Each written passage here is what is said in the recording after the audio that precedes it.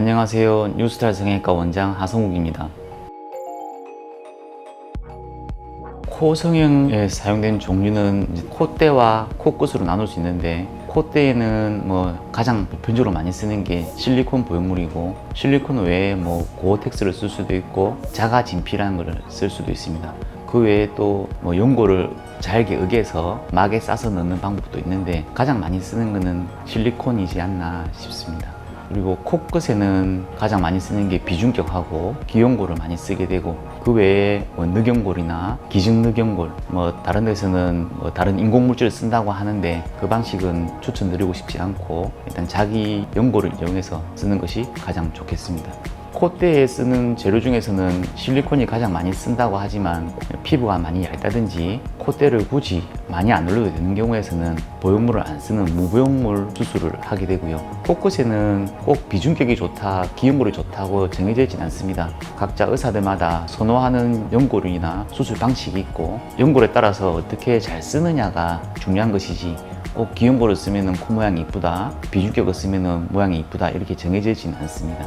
사람마다 코 모양이 다르기 때문에 무조건 과도하게 콧대를 세워서 보기 싫게 하는 것보다 적절한 자기한테 맞는 보형물과 곳곳에 쓰는 재료를 상담받아서 쓰는 것이 가장 안전하지 않나 생각됩니다. 매부리 코나 콧등 부분만 살짝 꺼져 있는 경우, 그리고 콧대는 높은데 이제 코끝이 그 콧대의 높이에 못 미치는 경우에 코끝만 올려줘도 이제 모양이 괜찮게 나오는 경우나, 아니면 콧등 꺼진 부분과 매부리를 경계로 해서 매부리 아래쪽이 꺼져 있는 경우에 피부가 되게 얇은 경우가 많이 있습니다. 그런 경우에는 매부리만 정리하고 위아래 부분을 이제 연고를 이용해서 살짝 꺼진 부분을 메꿔주게 되면 모양이 깔끔하게 잘 나와지는 경우가 많습니다.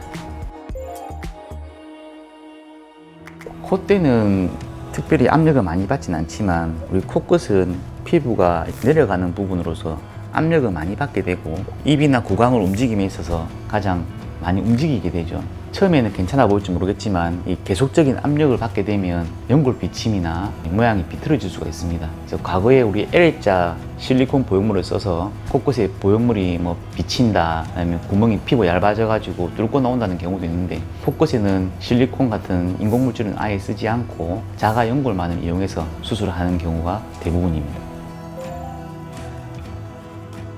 저는 실리콘 보형물을 주로 쓰고 있고요. 이제 무보형물 수술도 많이 하고 있습니다. 피부가 얇은 경우에 억지로 콧대를 세운다고 보형물을 넣었을 때 비쳐 보임이나 어색함이 많이 있을 수 있기 때문에 보형물을 안 넣는 경우도 많이 있습니다. 근데 무조건 보형물 넣고 안 넣고 중요한 게 아니라, 코끝이 얼마나 올라가지냐에 따라서 그 높이에 맞춰서 적절한 높이에 보형물을 넣게 되고, 보형물을 넣으면 당연히 좀 더 드라마틱하고 변화가 많이 있게 되는 건데, 무보형물을 넣게 되면 그에 비해서는 콧대가 변화가 없으니까 드라마틱하진 않습니다. 하지만 장점으로는 수술 후에 혹시나 모를 염증이나 감염이나 나중에 모양이 어떻게 될지 않을까 하는 걱정의 우려가 현저하게 떨어지게 되니 수술에 좀 더 마음 편하게 지낼 수 있을 것 같습니다. 코 성형에 있어서 콧대와 코끝에 어떤 재료를 써서 수술하는지를 여러 방식이 있을 수 있는데, 실리콘을 쓰든 고어텍스를 쓰든 비중격을 쓰든 기연골을 쓰든 코 모양에 따라서 적절한 재료를 상담을 잘 받고 선택하시는 것이